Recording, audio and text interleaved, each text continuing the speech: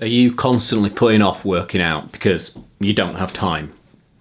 When you're working out, are you clock watching because really you should be somewhere else? No time to squeeze a workout in the morning, too knackered, and not enough time in the evening. If this is you, then stick around because I'm going to show you how you can get a full workout done in around 15 minutes. And I don't mean some quick one-off workout that will fill a gap. I'm talking about a genuine way of working out that you can use permanently that will get real results, building real muscle and help to burn fat too. Don't believe me? Well, give me 5 minutes and I'll show you. And of course, if you're liking the content, don't forget, boing the like, then subscribe. It really does make a genuine difference to this small channel and I'd be really grateful.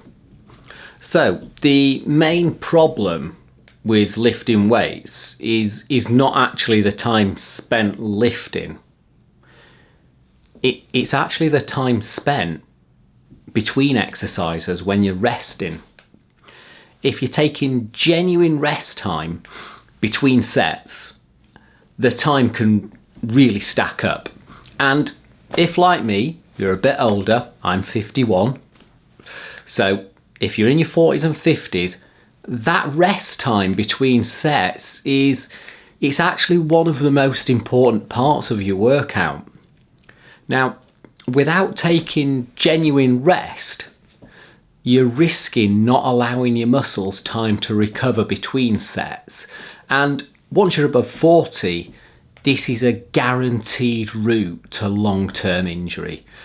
Joints and tendons are very unforgiving when it comes to overwork, and once you've done the damage, it can take weeks, months, and in the worst cases, years to get back on track. Now, I myself suffered from recurrent shoulder problems for about a year. And at times it was painful just to try and raise my arm. And this was all as a result of overwork. So when I talk about overwork, I'm speaking from experience. I've made the mistake myself. Now, let's just get back to those rests that I was talking about a minute ago. Now, if you're doing an 8 exercise workout, which a lot of us do, that's 24 sets, 3 sets per exercise, with 2 minutes between sets. That's about what you should be taking.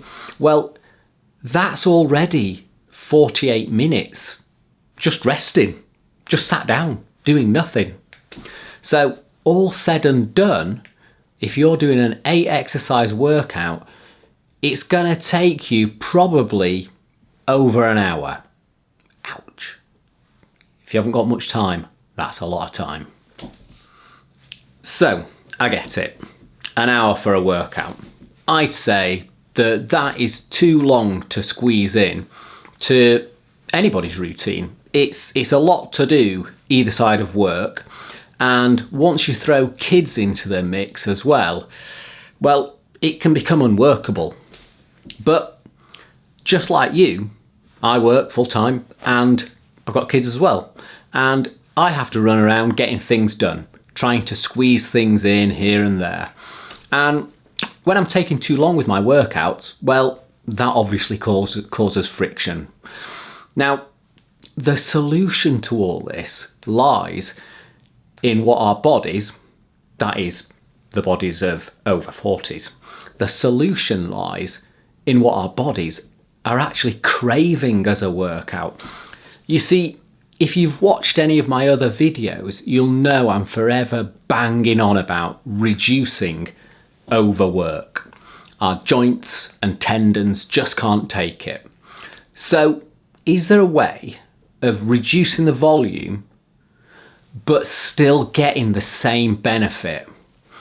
Well, there is a technique that was developed by Mike Mentzer. Now, Mentzer was an American bodybuilder, and without boring you too much with the history, he perfected a method of training where the intensity was incredibly high, but the volume was low. Now, Mensa's methods have gone in and out of popularity, but they're currently enjoying a bit of a resurgence, and for good reason too. To apply Mensa's methods to our own workouts is very simple. You just need to go from performing 3 sets per exercise to just 1. Now, if that's giving any of you the heebie-jeebies because it feels so unnatural, I would encourage you to give it a try. Now, I've been using this method of training for a couple of months now, and even me at 51, I am seeing gains as a result of it. Now, not only should you reduce from 3 sets to 1, you also need to reduce to 6 or 7 exercises per workout. Now, what you'll find is that the amount that you're lifting will go up because you're only doing 1 set. So to get close to failure in such a short time, you just need a heavier weight. And to avoid injury, for some of your sets, you'll need to do a light warm-up set first. But you don't need to take a rest after that because the weight should be really easily manageable. So, once you've implemented this, let's say you go for 6 exercises, that's a total of 5 rests, and you spend just under a minute lifting per set. That puts us at a grand total of 15 minutes. Not got time to train?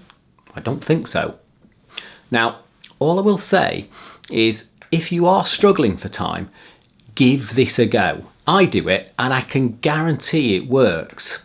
You can use any split that works for you, so push, legs, pull, upper body, lower body, or if you're really pushed for time, you can do a full body and do that 2 or 3 times a week. And remember, if you're doing full body 2 times a week, that's 2 lots of 15 minutes. That's 30 minutes for the entire week. Now, again, I know I've been a little bit kind of with the times. I know it's probably going to take you a little bit more than 15 minutes, but that 15 minutes absolute time is certainly less than the over an hour that we were talking about before. I hope that that's been of some use to you, and don't forget, if you're enjoying the content, boing the like and subscribe. It really does make a difference. And I'd also suggest that you watch this video, can't remember which side it comes up on, which is all about getting your protein intake correct in your 40s and 50s, which is super important if you want to retain and, more importantly, gain muscle. Anyway, I'm Tommy, this is Six Pack 50, and I'll see you on the next one.